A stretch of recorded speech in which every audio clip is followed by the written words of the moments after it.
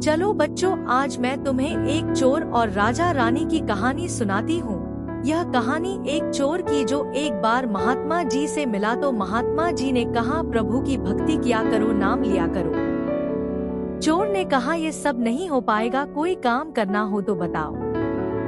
महात्मा जी ने कहा, बस एक काम करना, जब भी किसी पराई स्त्री से मिलो तो उन्हें माता या बहन के रूप में देखना।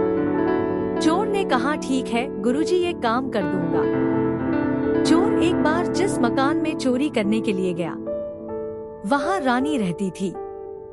उस राज्य के राजा की कोई संतान नहीं हुई तो उसने अपनी पत्नी को अपने आप से अलग कर रखा था, राजमहल से अलग कर रखा था और एक मकान में रहने के लिए छोड़ दिया था 12 साल से।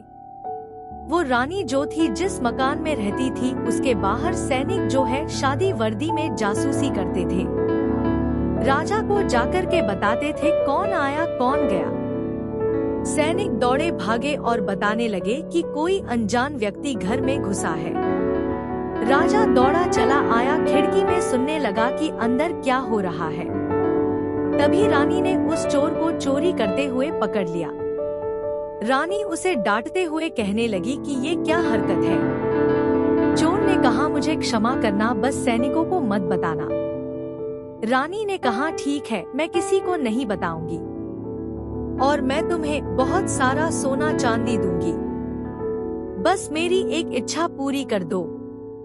तभी वो जो चोर था वो 4 कदम पीछे हट गया। कहने लगा, नहीं, मैं आप में माता को देखता हूँ, माता के स्वरूप को देखता हूँ, मैं यह सब नहीं करूँगा।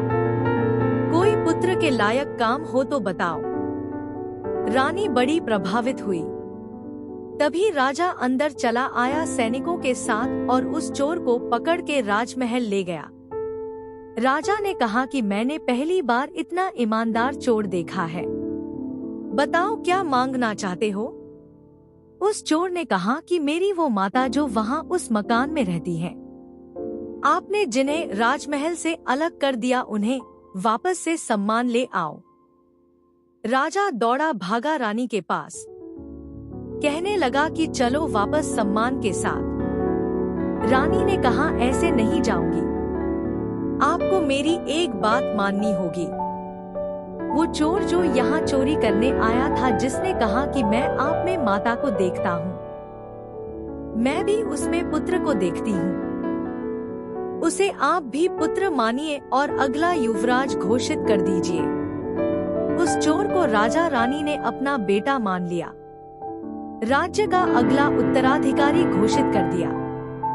एक चोर जो महात्मा जी की सिर्फ एक बात मान के अपनी नियत में सुधार लाकर चोर से युवराज बन गया। तो बच्चों, यह कहानी हमें सिखाती है कि हमें सदैव अपनी नियत अच्छी रखनी चाहिए, काम अपने आप ही अच्छे होने लगेंगे। बच्चों, आप सब भी कभी भी किसी के प्रति कोई गलत भावना नहीं रखना। हाँ दादी, हम सब आपसे वादा करते हैं, कभी किसी का बुरा नहीं चाहेंगे, हमेशा अपना मन साफ रखेंगे।